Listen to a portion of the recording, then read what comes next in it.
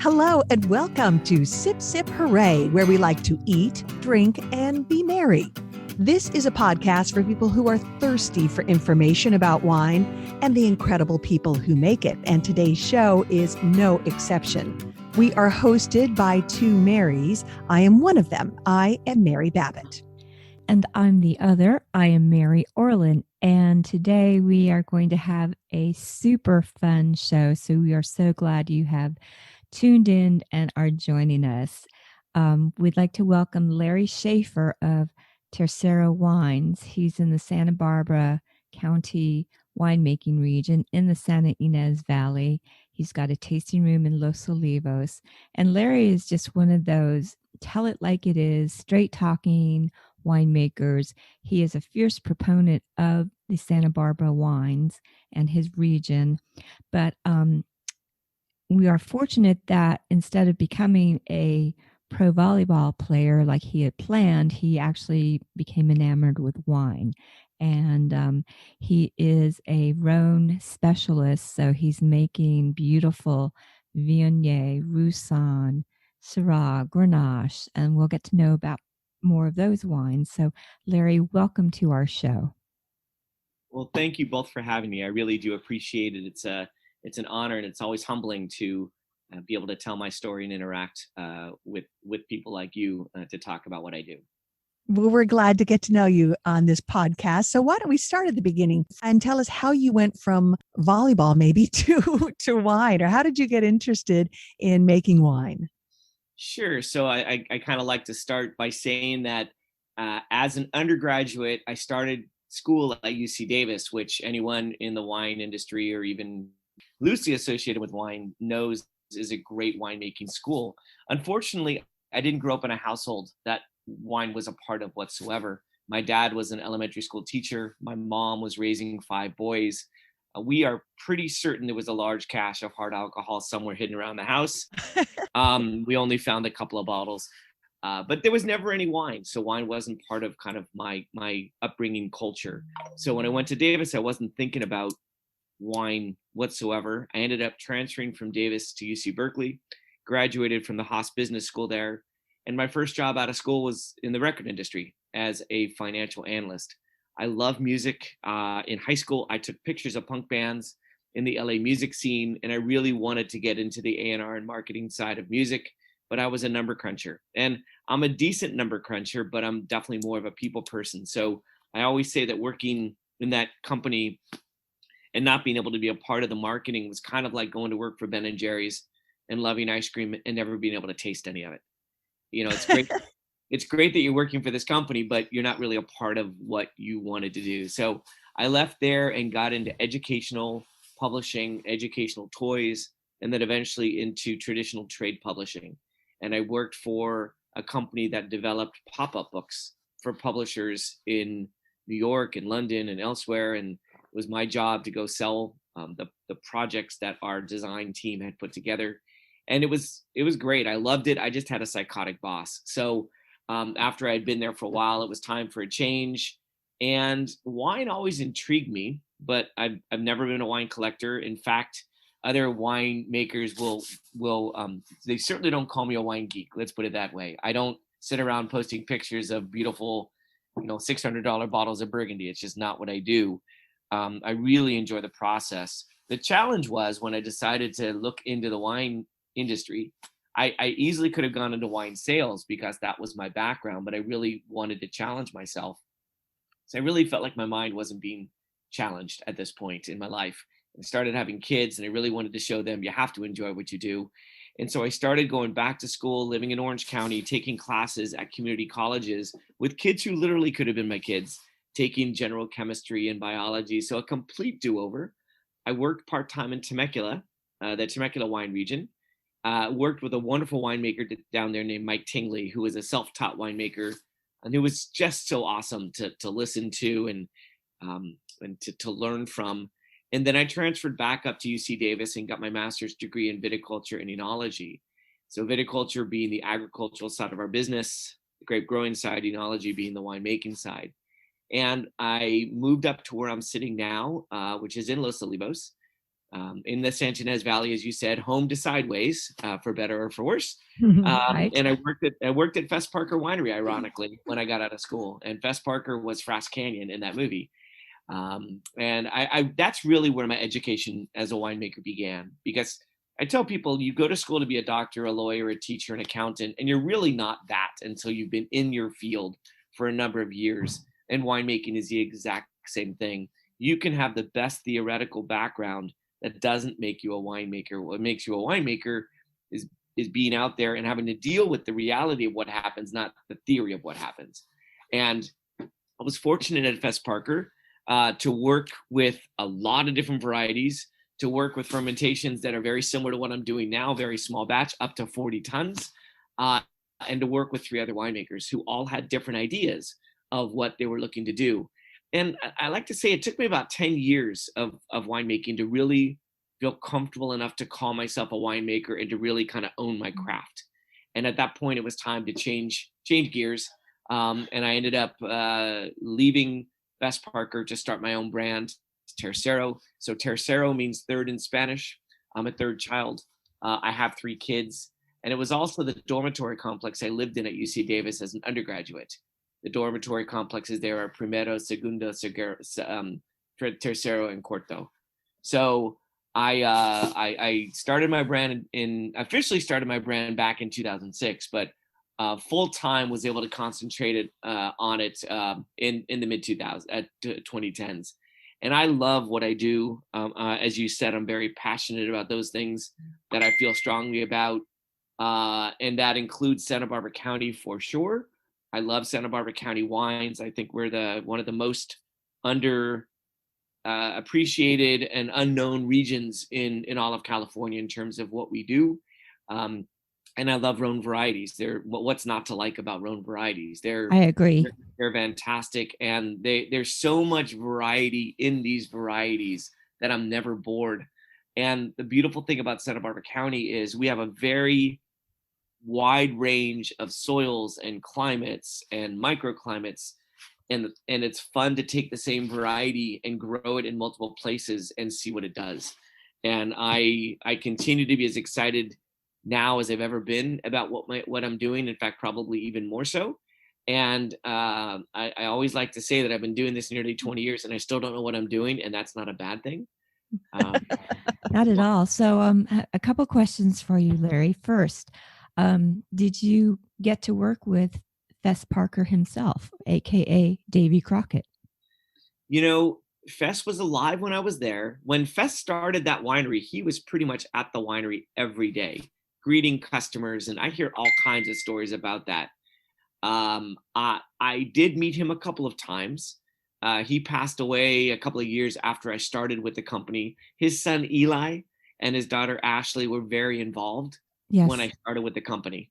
And so I had a chance to spend time with them. And in fact, I just saw Eli's son, so Fess's grandson, who started a brewery in Santa Barbara.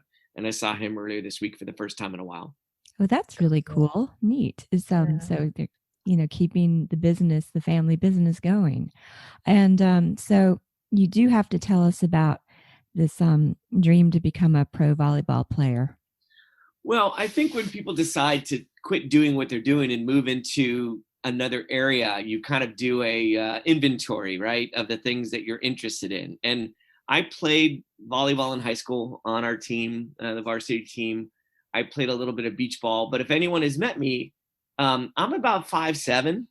I'm not going to make it as a player, but I love the game, and one of the advantages of being short was that I moved around the court really, really well, and that's great when you're in a group of 6, or when you're playing kind of recreational. When you're up against a 6'8" guy, it's not as if I'm going to block him, and it's not as if I'm going to be able to get the ball away from him. So, yeah, the reality was that wasn't going to happen, but that's okay. And I still enjoy watching the game. I still enjoy playing the game. Occasionally, though, just like everything in life, as I've gotten older, my movements are not quite as limber as they were before. So it's not as if I'm out there as often as I'd like to be. Now, what wines do you like to drink when you're playing volleyball? Well, when I'm playing volleyball, it's normally pretty darn warm. And I'm actually not going to drink any wine when I'm playing volleyball, to tell you the truth, to be honest with you. If I'm going to drink anything alcoholic, it's probably going to be a beer because it's very warm outside. If I were to drink something, it would probably be something bright and acidic that would be refreshing. Fair enough. So maybe Viognier. I know you guys make those. Can you tell our listeners about when you say Rhone varietals?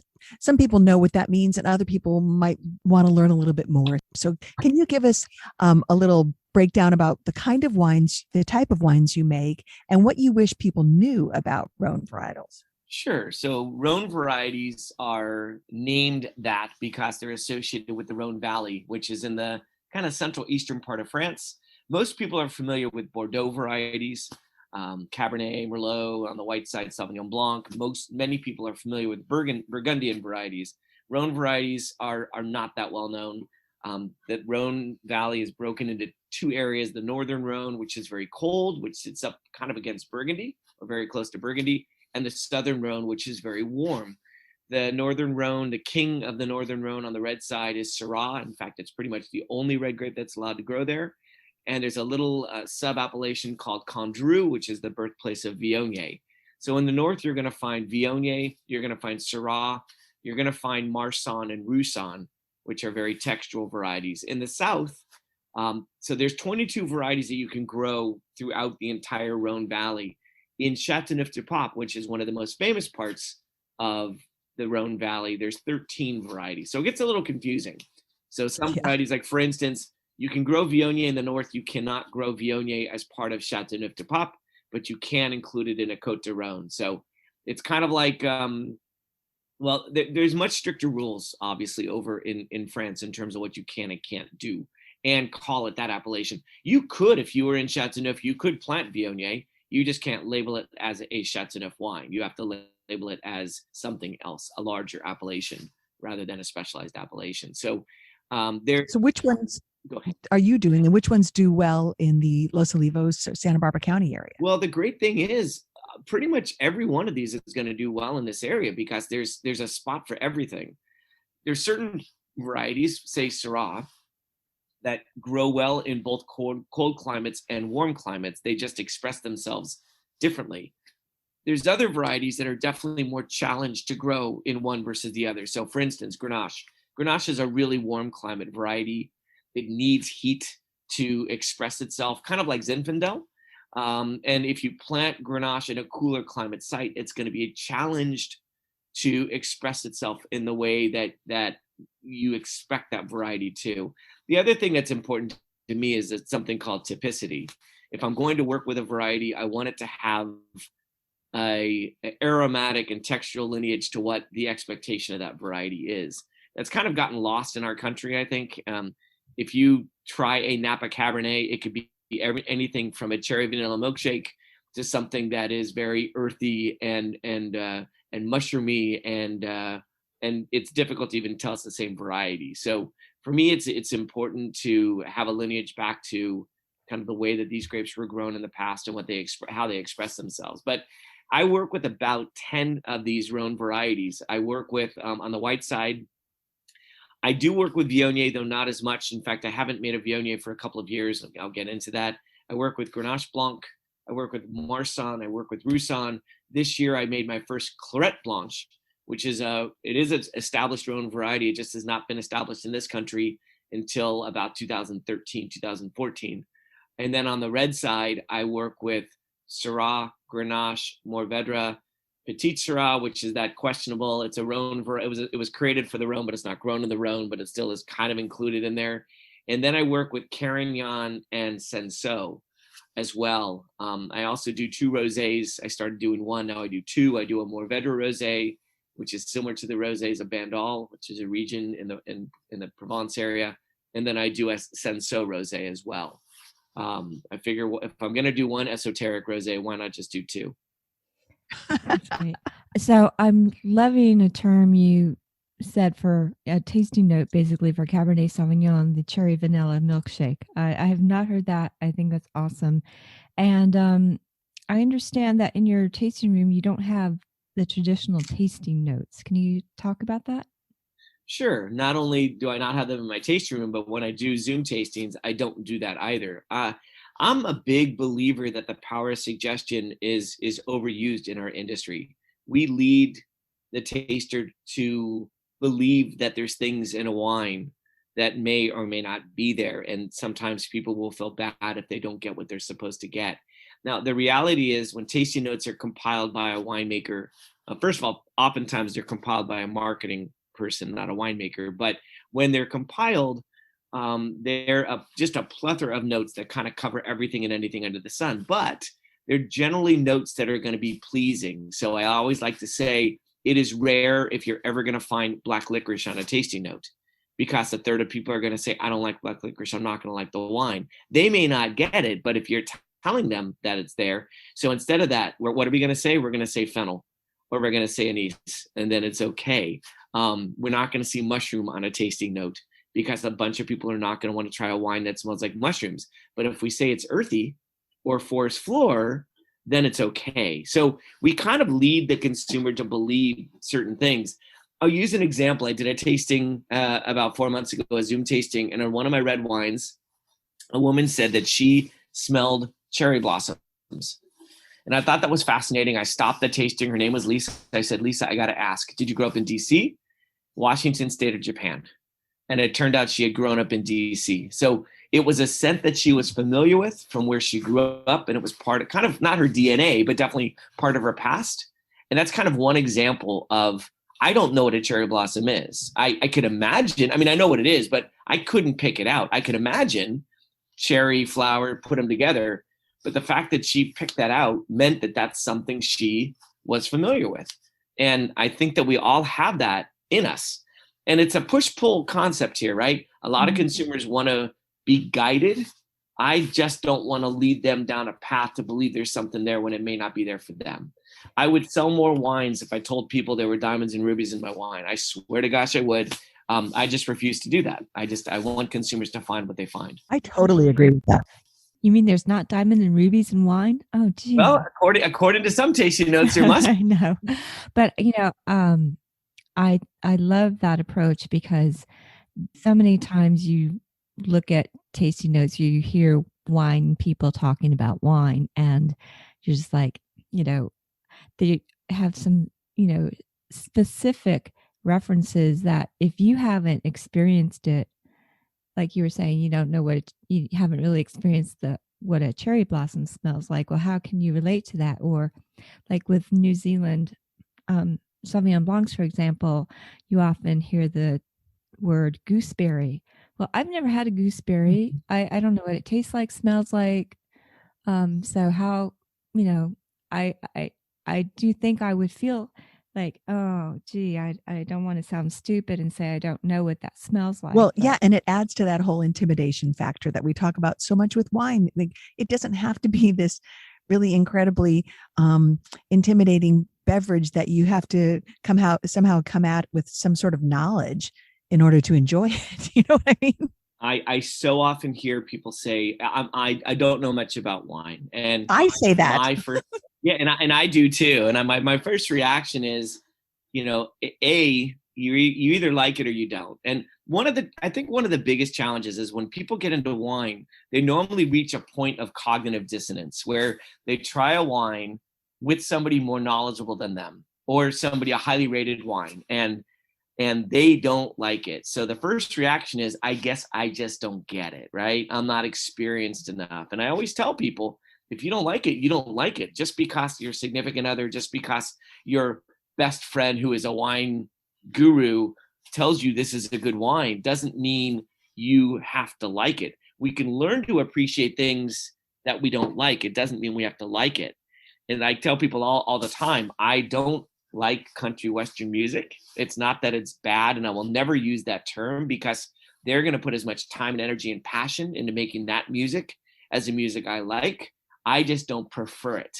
It is not my go-to. And when it comes to wine, that's the challenge, is to get people to try enough wines to understand what they like and what they don't, so they can pick out their preferences and not get locked into, somebody will try a wine, they love it, they go buy 3 cases of it because it's something they like. And that's okay.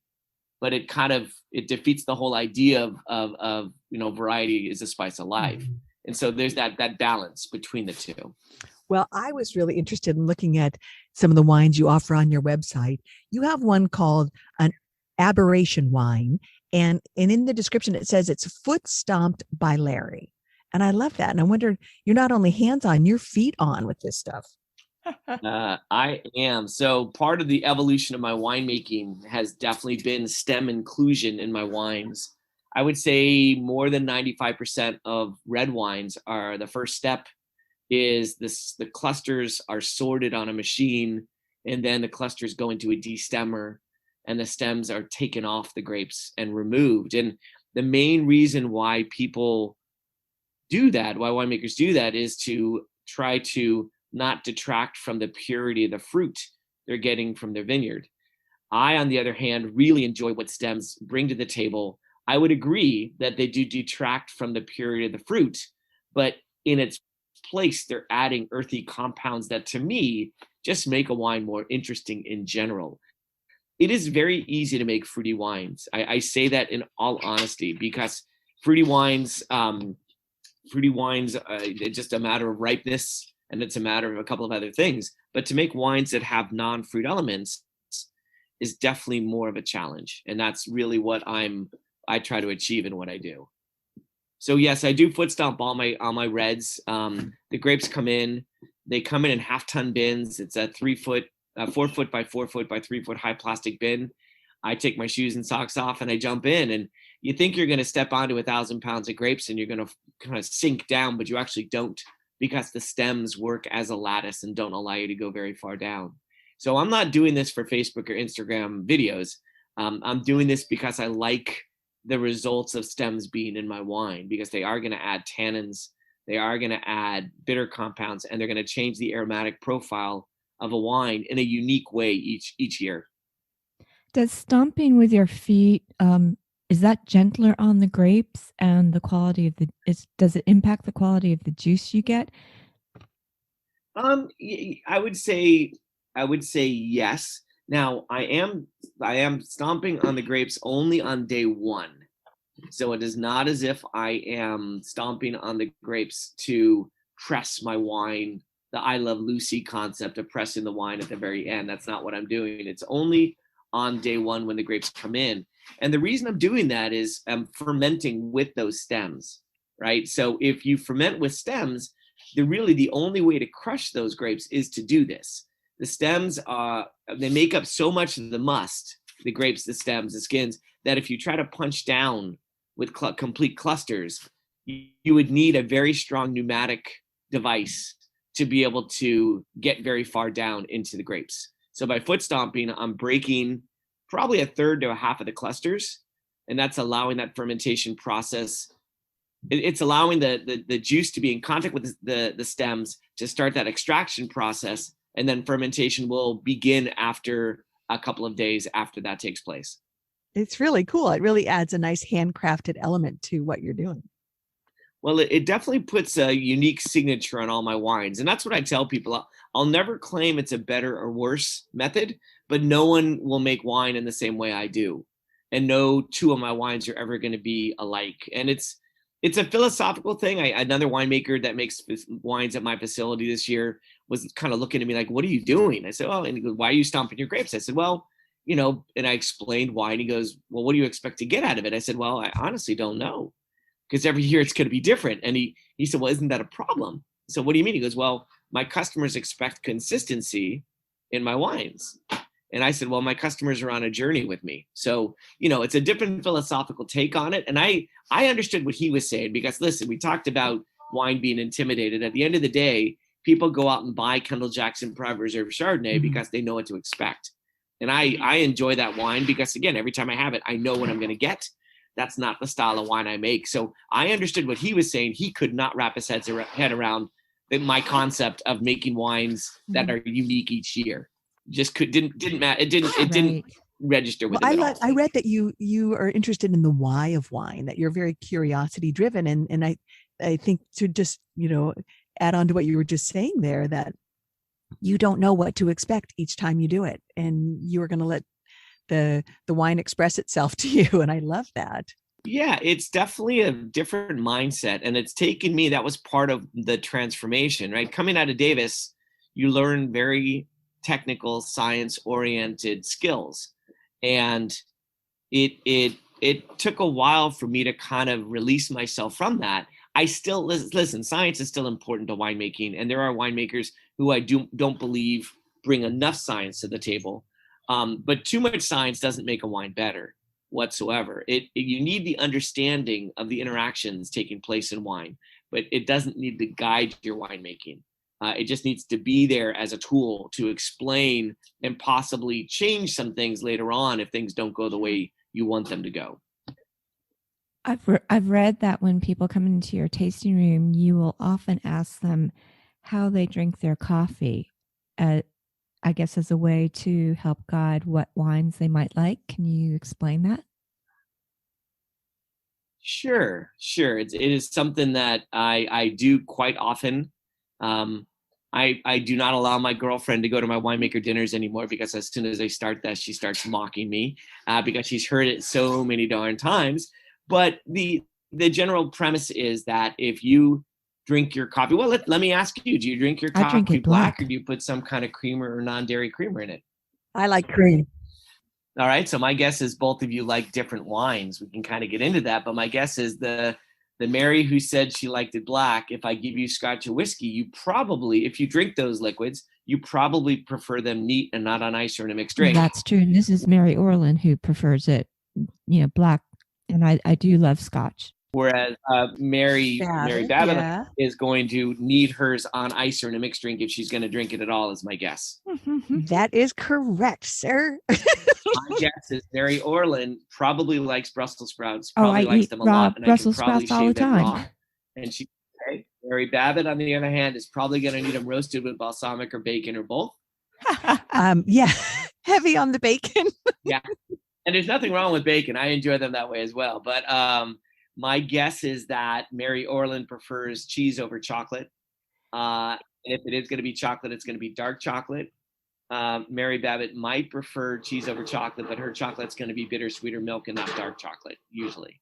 Yes, and I'm both cheese and chocolate. Gotcha. Not one or the other. So my guess is when it comes to wine, and people don't like to admit this, but Mary Orland, my guess is if I gave you a single bottle of wine, your preference is going to be red over white in general.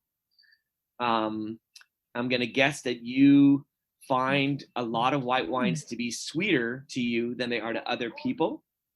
And I'm going to guess that when it comes to a red wine, your preference is going to be red wines that are earthy and rustic and not real fruity. Well, that's true. I do love earthy wines, and my husband doesn't. And is he a coffee drinker with cream or milk? Yes. So what this comes down to is this is borrowed from Cornell University's food science department, and they looked at people's bitterness and their bitter taste buds. So Mary Orland doesn't have a lot of bitter taste buds, and because she doesn't have a lot of bitter taste buds, she is needing more bitterness and acidity to excite those taste buds, whereas Mary Babbitt has more taste buds. Bitter taste buds, and when she has more bitter taste buds, that same wine that Mary Orland's going to find smooth, Mary Babbitt's going to find a little bitter, and it's not a better or worse. It's just an understanding. So 90% of the time, these hold. 90% of the time, if you drink your coffee black, these characteristics hold. There's exceptions to the rule, but to me, it's a real humanistic way of approaching this. So, for instance, I now know that if you came into my tasting room and you said you wanted a Cabernet, Mary Orland is really saying what she wants is an old school Bordeaux that smells like cigars and leather and is earthy. Mary Babbitt might like having that a little bit, but probably is going to prefer more modern American cab that's going to have a lot more new oak on it and is going to be smoother. And it's to match your taste buds and to match your palate, not to match ratings or anything like that. That is so interesting. And maybe this solves the debate my husband and I, this is Mary Orland, always have it. He'll try a wine, he'll say, it's really bitter. It's just bitter. And he asked me what makes it bitter. I'm like, it's not bitter.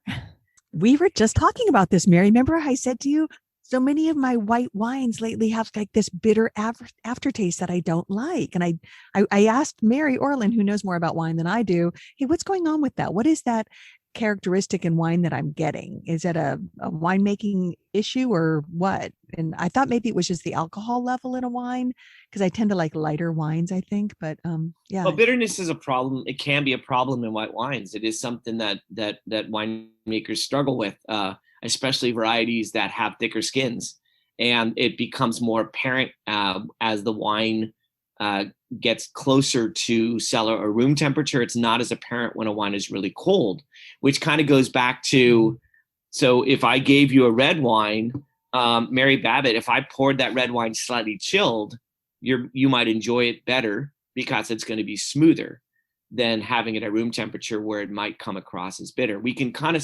it's totally true. I refrigerate all my red wine. Yeah, we can play around with the perception. I use Coca-Cola as an example.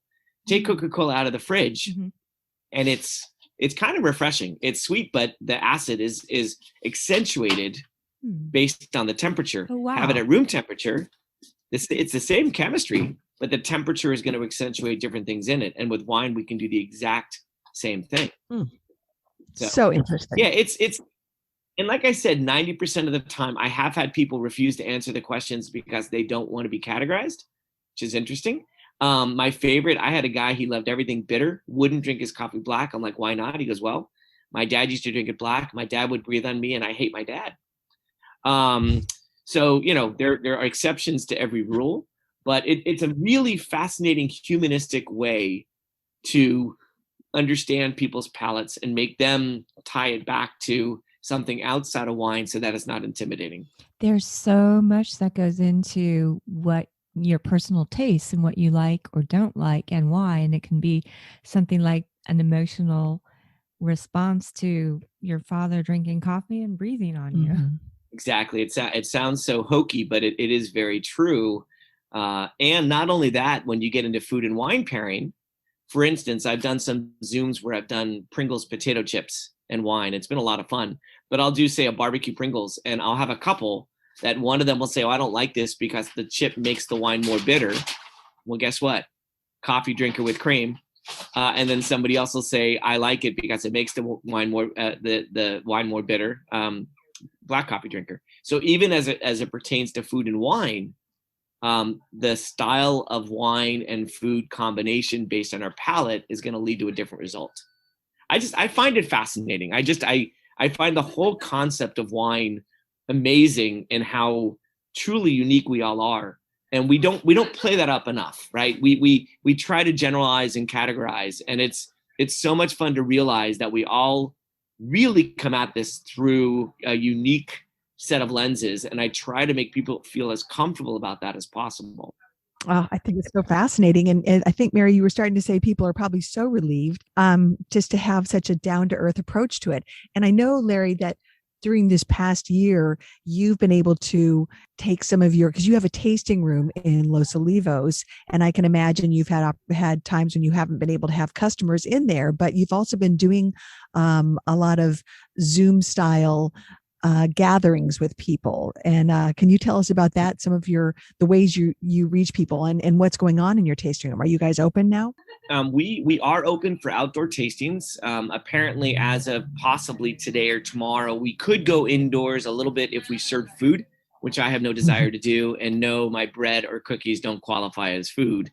It's supposed to be a meal, but yeah, I've had to pivot. I mean, I tell people that, you're going to give me lemons, I'm going to find a way to make lemonade. And so starting in April, I started doing Zoom tastings. And it's really expanded where I've done well over 100 of these tastings, from anything from a group of 4 to 6 people for a birthday party to 100 people from a corporation, and kind of everything and anything in between. I had 3 of them yesterday. I really enjoy doing it. I repackage my wines into 2-ounce and 4-ounce bottles, or do full-size bottles. I ship them out across the country. And then I get on for anywhere between 45 minutes and about 90 minutes, depending upon the group, and just have a blast talking about wine and interacting with people. And the amazing thing is, Zooms to me are really they're very personal in the sense that everyone is looking at me and I'm looking at all of them. If I'm in my tasting room and I have 4 or 5 groups, they're kind of into their own little world, which is perfectly fine. But when you're on a Zoom, everyone is kind of following you. The other great thing about a Zoom, everyone's at home for the most part. They're in the most comfortable setting they can be.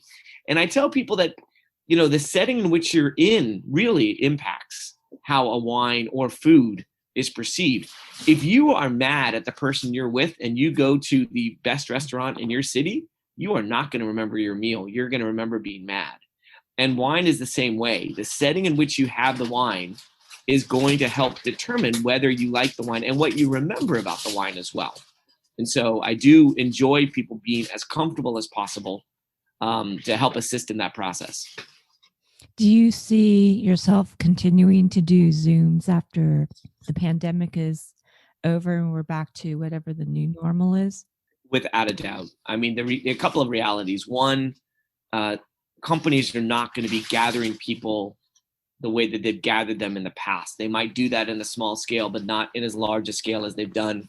A lot of companies would get their employees together on a quarterly basis, and not going to happen. The other thing that's been really interesting is I have done, as I mentioned, birthday parties. I mean, in a way, I kind of feel like a clown, but that's okay. But on the birthday parties, I literally have had siblings that have not seen each other for years that are able to see each other on Zoom. And it's been really, really interesting and really, really fun to see them toast each other. And it's not the same as being there. Listen, I would rather be handshaking and hugging people than seeing them on Zoom. But it's really become a powerful means of communicating in something that I think is here to stay. And what I really hope to do is I hope to leverage this not only to do more Zooms, but eventually when whatever the new normal is, to actually go into businesses and with groups and do in-person tastings as well. Because basically I have the same personality, whether I'm in front of people in my tasting room, whether I'm on this call with you, whether I'm on a Zoom call of 100 people. I don't have multiple personalities.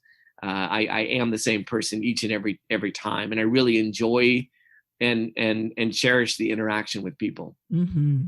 Well, we should tell our listeners that you're actually located in one of the prettiest places in the world.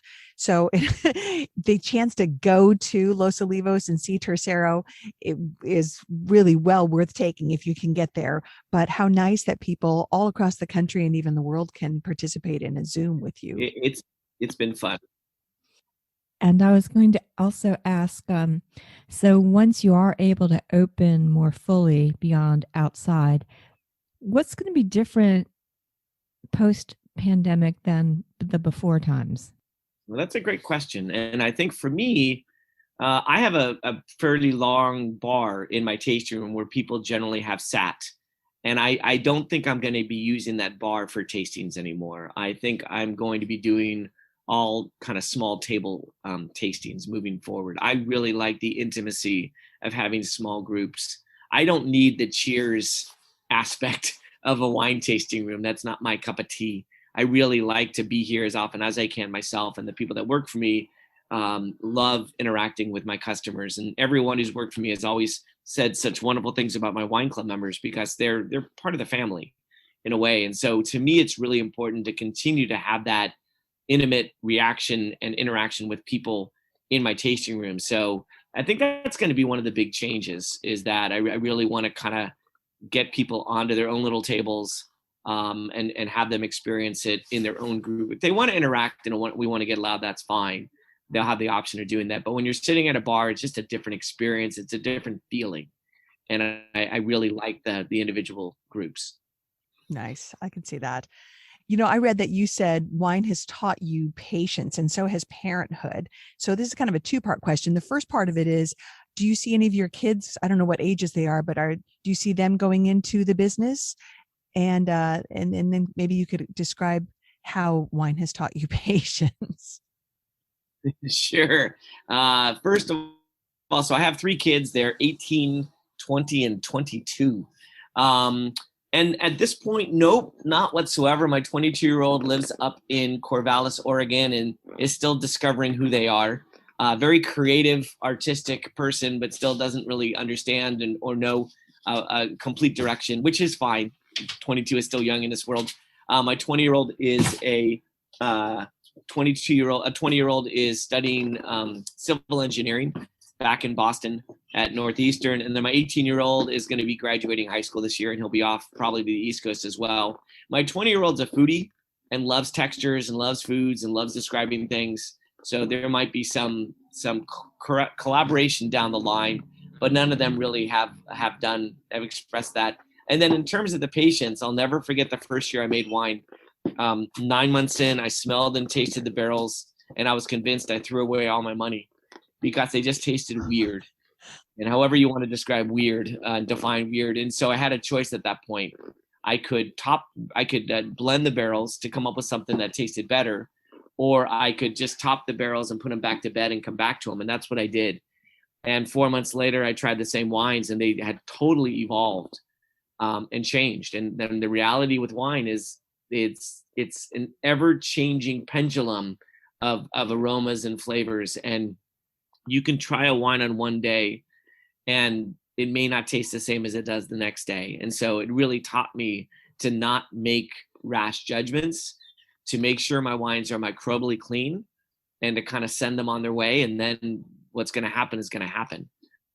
And I've been fortunate that most of the time, the wines have come out to my liking. Not always, but that's part of the creative aspect of what I do as well. You make wine so approachable, I think easy to have a connection with. And all of your wines are under screw caps, so you don't have corks, which I'd like to know why you decided to do that. Also, our listeners should know that all of your wines are less than $50 a bottle, which I think is a tremendous value given the quality and the passion that goes into it. Yeah, I mean, I like to tell people I don't make museum pieces. I make wines for people to open up and consume and share with family and friends. And pricing definitely comes into play with regards to that.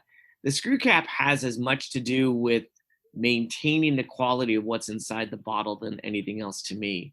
I'm not an anti-cork person whatsoever, but natural cork has a couple of inherent fallacies. One of them being TCA, making a wine smell like wet cardboard or damp basement. And the other being the variability of natural cork and its cell structure, that you can have two wines from the same case 10 years out that may not actually smell or taste like each other because of the randomness in oxidative reactions that are going to take place from one cork to another. That's not a bad thing. That is part of the romance of the wine industry. But at the end of the day, I make a consumer product, and I need to be able to stand behind it. And I don't want to steal the soul of a wine.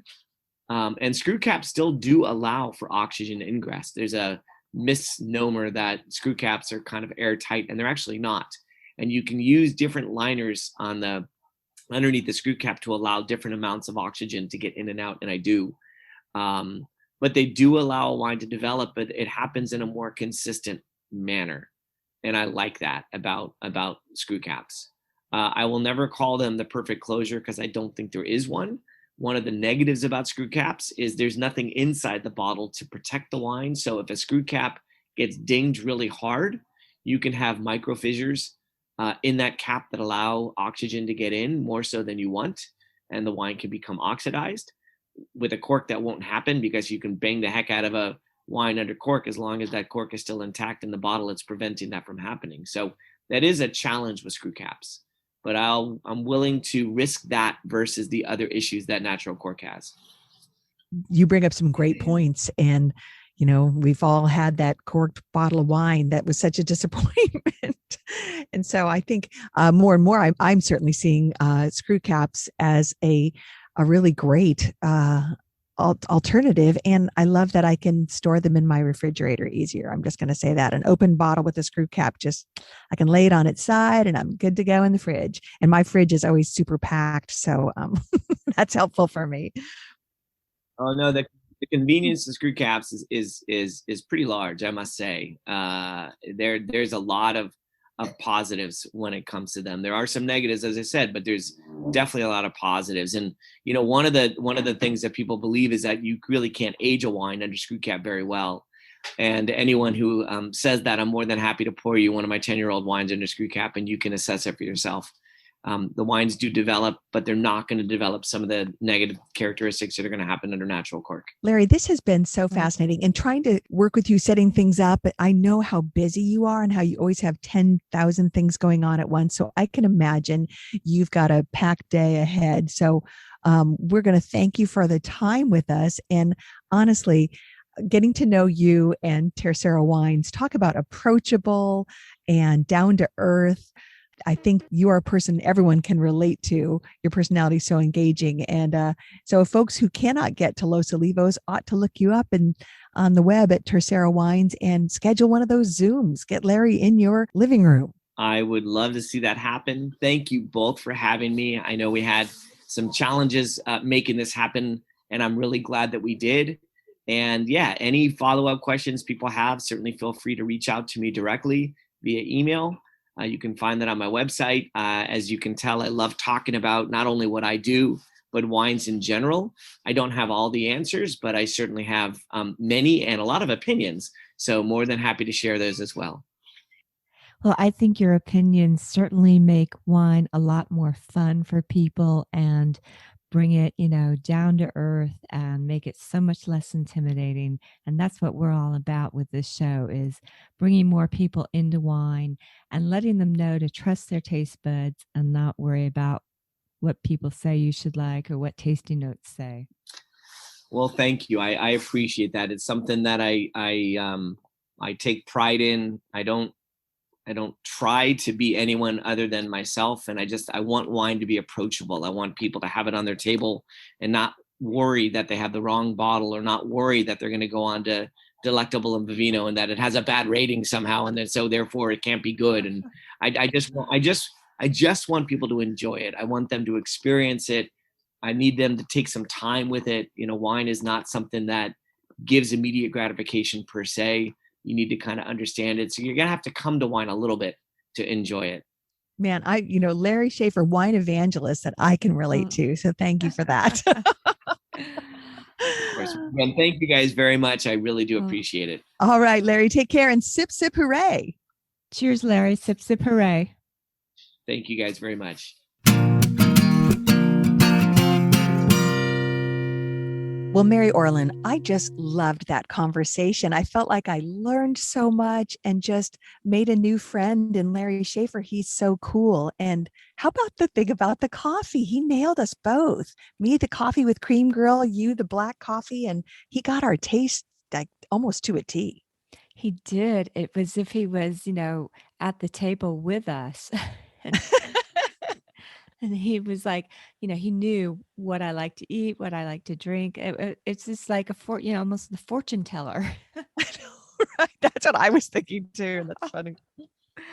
But he was great. So to find Larry and his wines and sign up for his winemaker Zooms, go to tercerowines.com, and that's tercerowines.com.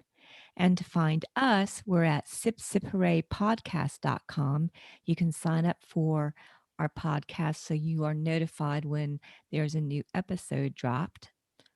Or you can follow us on social media, and we hope you do. And on Instagram and Facebook, we are at Sip Sip Hooray Podcast. And please tag us and share, and you'll get notified when our new episodes are ready and when this, and we'll let you know any other exciting news. Yeah, and we'll keep trying to bring you conversations with fun, interesting, non-intimidating people like Larry Schaffer, because as we said, that is what we're all about here on Sip Sip Hooray Podcast. We want to make wine fun. So thanks again for listening, and we hope you join us again next time. And cheers to you, Mary Orlin. Cheers to you, Mary Babbitt. Sip Sip Hooray.